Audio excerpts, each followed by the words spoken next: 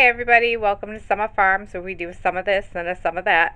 I'm Heather, and today, as promised, we are going to make mozzarella cheese. Now this is something that I have not made before. It was requested by someone in a different Facebook group so that we could make our own if we can't find it in the store or if it becomes too expensive. So laid out here I have the ingredients and equipment that I'll need. I did find this recipe online and we'll leave the link to this recipe in the description below. But for the mozzarella, all we need is 1 gallon of milk. Now, this is obviously store-bought milk. The best to use would be raw milk. However, you can use store-bought milk. Just it can't be ultra pasteurized. So all milk that you buy from the store is at least pasteurized. As long as it's not ultra pasteurized, we're good to go. So this is just regular cow milk, non-ultra pasteurized, just regular pasteurized. You could also use low-fat milk. However, if you use low-fat milk, it says that your cheese will be a little dry and not as flavorful. So it's best to use the whole milk, and again, preferably whole raw milk. The other thing that we will need is citric acid. So we have our citric acid here, and we need our, I believe this is pronounced Rennet. I've never used this before, but this is used a lot in cheese making. You can get trying to focus in here for you guys. Doesn't want to focus. You can get either animal or vegetarian rennet. This is animal. And this is the whole reason why this video is late, by the way, is because I had ordered this off a line, and the first time I ordered it, it didn't come in, and I complained. And I'm still complaining with the company, and I have not received that since. So I ordered from somebody else and had to wait for it to come in. It finally is here, so I can finally do this video. The rennet, we have a 1/4 cup of water, and we need a teaspoon of cheese salt, which apparently I did forget one thing. I don't have cheese salt. I'm just going to use regular kosher salt, and I think that should work just out. I think it should work fine. So I got to get the salt, but we will need 1 teaspoon of salt. So just to review your ingredients, you need 1 gallon of milk, preferably raw, but if not, just pasteurized is fine.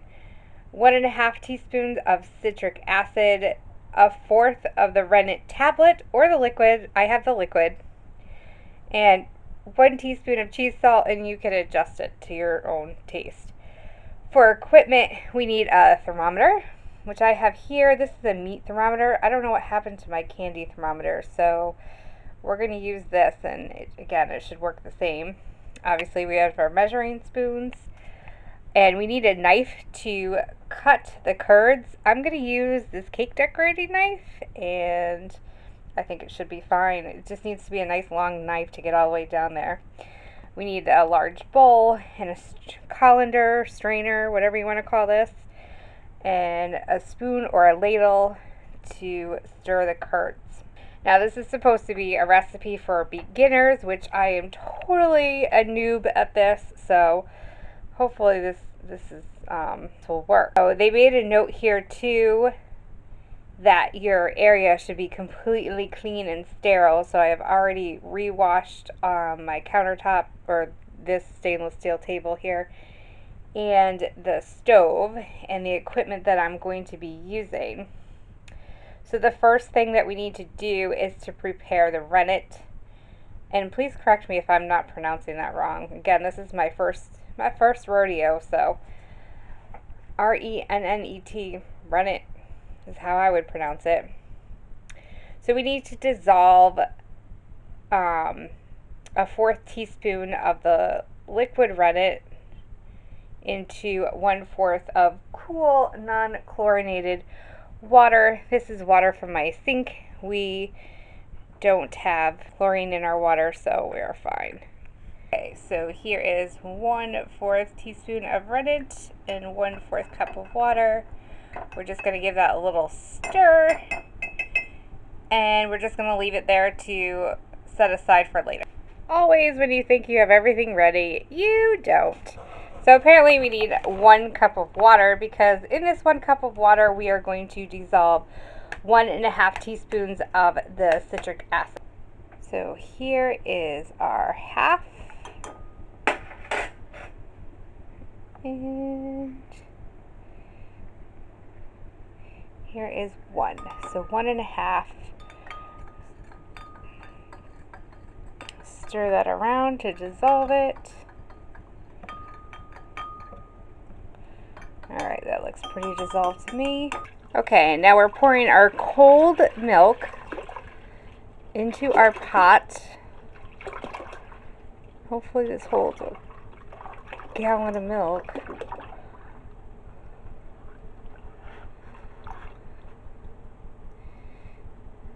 Ooh, I should have used a bigger pot. And we want to quickly mix in the citric acid.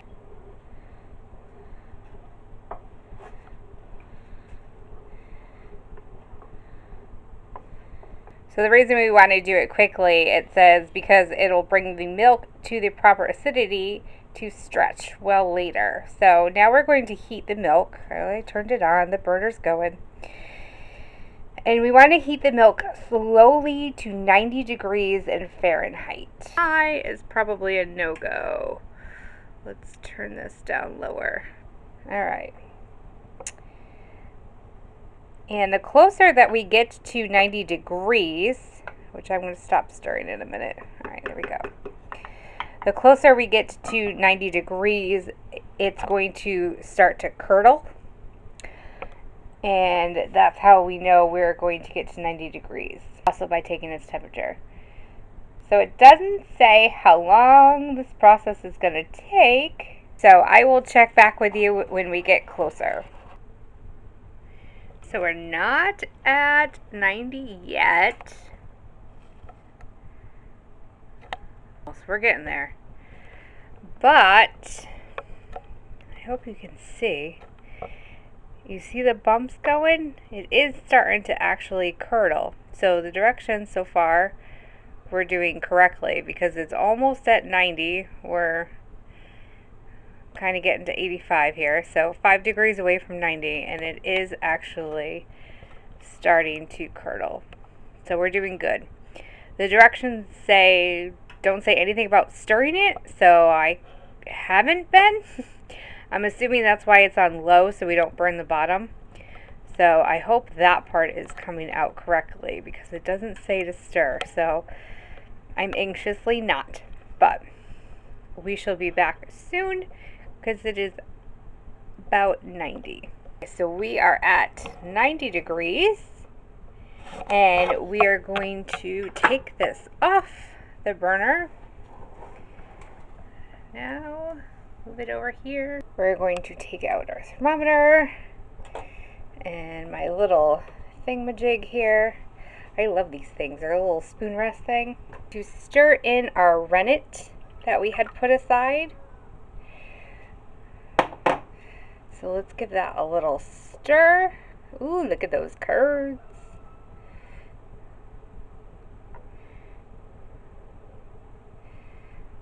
Okay, we stirred in our rennet.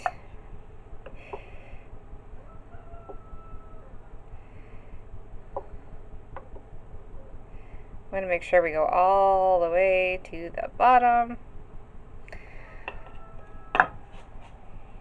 And now we are to cover it and wait 5 minutes. Oops, that's right. This is a new oven. So my bad. Okay, so we'll be back in 5 minutes. It's been 5 minutes, so we're going to remove this cover and see what it looks like. Okay. So it says that it should look like custard with a clear separation between the curds and whey. If the curd is too soft or the whey is milky, let it sit longer for up to 30 minutes more. Alright, so what do y'all think? I still see the curds, but it's not separated yet. So we're going to let that sit for a little longer. So I will check back with y'all when it's ready. Alright, so I let it sit longer and I just went back to check on it and it still looks the same. And I thought, no, I just wasted a whole gallon of milk, and milk is inching closer and closer to $5 a gallon right now. And I don't have a cow nor the acreage to have a cow to make my own of that. So milk is going to be an ingredient that I need to buy. So I took my spoon though and I just moved it a little like that, and you see the separation and everything, and it's thick. You can't feel it over the phone, but it's thick. So I think it is where it needs to be. That's definitely very custardy to me, and where the spoon was, you can see the separation of the curds and whey. So we're going to go on to the next step, which is to cut the curds into a 1-inch checkerboard pattern. So yeah, this knife should go all the way down to the bottom. So we are cutting our curds and whey. I think that's a kid's song.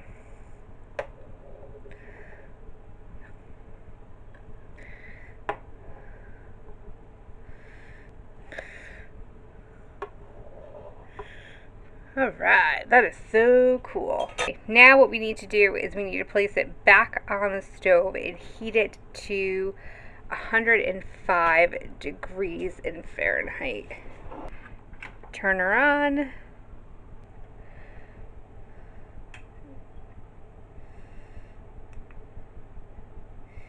Ooh, that kind of cuts into my curd. Alright.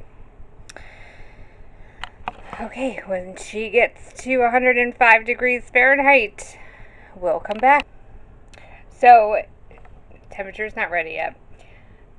It's a good thing that I went back and reread the directions, because I need to be stirring this with the ladle as it heats up. You know, you read your recipes. Oops. There goes my thermometer. You read these recipes before you do it. Make sure you have everything. Make sure you know what you're doing. And you still, and you know, especially something like this where it takes so many steps, which is probably why I've never done this before. It's always good just to keep reading those directions, because you don't want to mess up anything, like I said, especially with something that takes so many steps. So also it says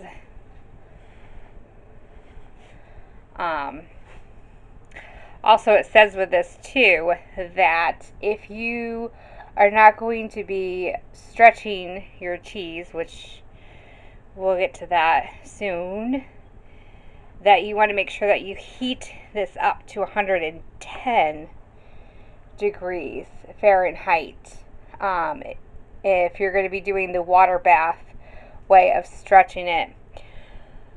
I don't like to use my microwave, but just because I'm new at this and I think it might be just a smidge easier, I'm going to try the microwave way of stretching first. But I try to avoid using my microwave, so if this comes out and is a success, then the next time I do this, I'm going to try that water bath way. Plus, you know, you never know if you're, you know, not going to have the electricity, so you could totally probably do this out on a rocket stove, on campfire. Might be a little tricky, but you could totally do this on a non-electric source of heat, on a wood cook stove. Totally on a wood cook stove.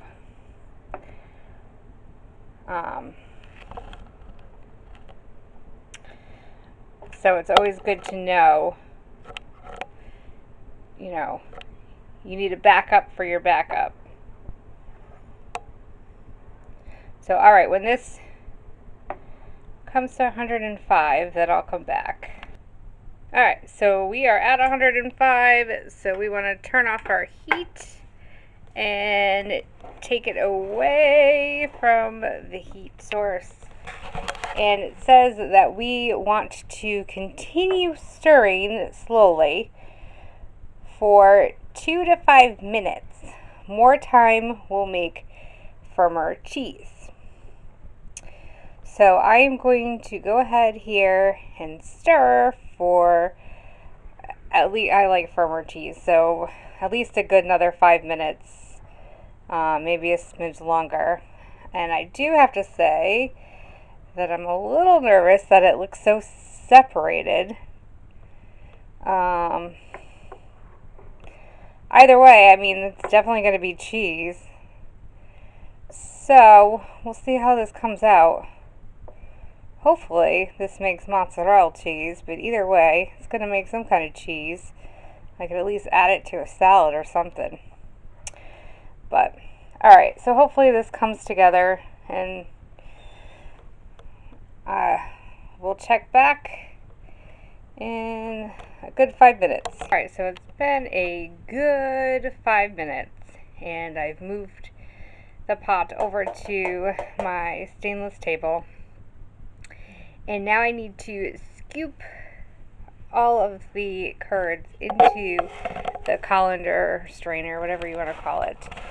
And I'm going to press it once it's in there. So, again, I'm slightly nervous because these curds look a little smaller. But, obviously I have to press it all at the end. But I wanted to show you that it does take a form of cheese. It is soft and will stick together. So, I think I'm on the right track. It does say too that if it is too soft, you can let it sit for another minute.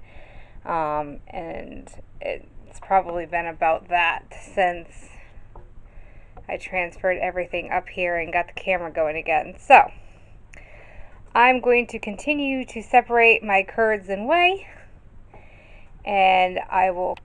Alright, so now it is in a microwave safe bowl, and we are going to microwave it for 1 minute. We are also going to add our 1 teaspoon of salt for flavor. You don't have to do this. However, just to see, I took a little pinch and tried it, and it tastes like tofu. Which, if you've ever had tofu tastes like nothing until you flavor it with something. So, definitely was adding the salt. So, alright. So that's going in there for 1 minute. Okay, so you'll notice that there's still some whey in there. So you need to remove the whey. Right, and now you're just going to kind of knead it. And I guess more whey is going to come out. It is pretty hot to touch, that's why you'll see I have the gloves on there. They suggest you use gloves, so I have very tiny fingers, so no making fun of the gloves they never fit. I need like kids gloves. And I have to say I'm quite impressed because this is actually looking like cheese. And it's kind of funny because this definitely reminds me of making bread. I should have cleaned off more of my area. The only thing I will say is it gives you a ton of whey. Look at all that whey. Holy cow. So, then you're going to need to microwave it again for another 35. Sorry for the little camera tassel in the way. This is very hard to video and do this all at once. I don't have a camera person. So we're going to do this again for another 35 seconds.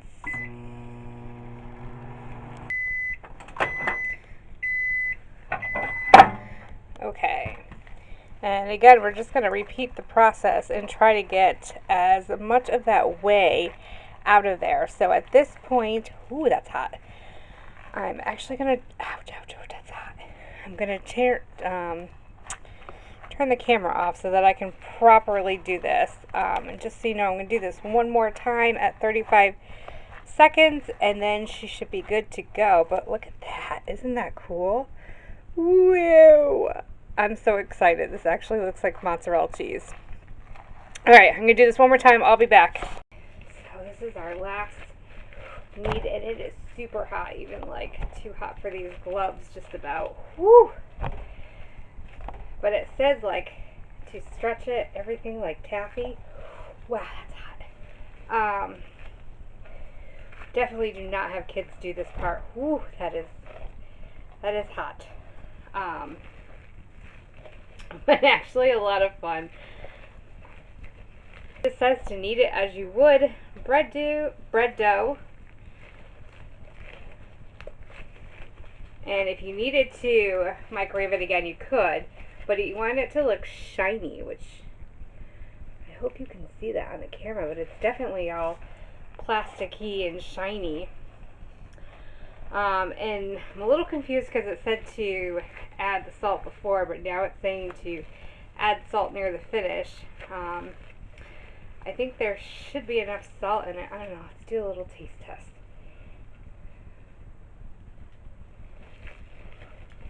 No, I think it's fine, and it definitely tastes like mozzarella cheese. That is so cool. And I guess the stretching is what makes it mozzarella. So, and we have mozzarella. So now we have our mozzarella, nice and shiny. It's still pretty hot though, so as soon as this is cool enough to eat, you could totally just eat it right then. You can cool it quickly by placing it in a bowl of cold water, or you can just refrigerate it, and that's what I think I'm going to do because I'm not ready to eat this right this second. So I'm going to wrap it in plastic wrap and put it in my refrigerator, and it will last for several days, but it's best to eat when it's done. So look at that, guys. Oh, I'm so excited. Had I known this stuff would have been like this, like eat make, I probably would have been doing this a long time ago. Now I can totally make mozzarella cheese. The one downfall I will say, so it only makes this much cheese and this much whey left over. Each of those jars are a half gallon each, so that is basically your gallon back of milk, but just in whey. So you're just removing the curds from the milk and you're getting back a thinner liquid, I guess, if you will. So it definitely will save you money by doing it this way, even though milk prices have increased. So I'm actually going to weigh this cheese. I'm curious. Let's see how much it weighs. Okay, so for 1 gallon of milk, it's giving just over a pound of mozzarella cheese and a whole ton of whey. So that would be my downfall because I don't do as much with whey as I would cheese. But I definitely will use that whey. Don't throw that stuff out. You can use that for many different things. If nothing else, at least give it to your birds or those of you who are making your own formula because of all the formula shortages and the scares. That's how you get your whey for your babies. So, all right, I'm going to let this cool a little bit more before I finish putting it in plastic, just because that's the way I am with plastic. And there you go. That's mozzarella cheese. So let me know if you guys try this yourself. I'm interested to hear your adventures with it. And maybe you got better curds than me. Probably if you're using raw milk, that's probably where I went wrong. Next time I'll have to try to see if I can get raw milk. I know it'll be a bit more pricier, but probably worth it. And maybe try the water bath method too. So again, anything that you guys want to learn how to make because of everything that's going on, I am totally up for putting videos out there. I don't care like this. I don't care if I've never done it before. You know, we'll give it a shot together. Take some control back. Alright guys, I will see you on the next video. Thanks. Take care. Bye-bye.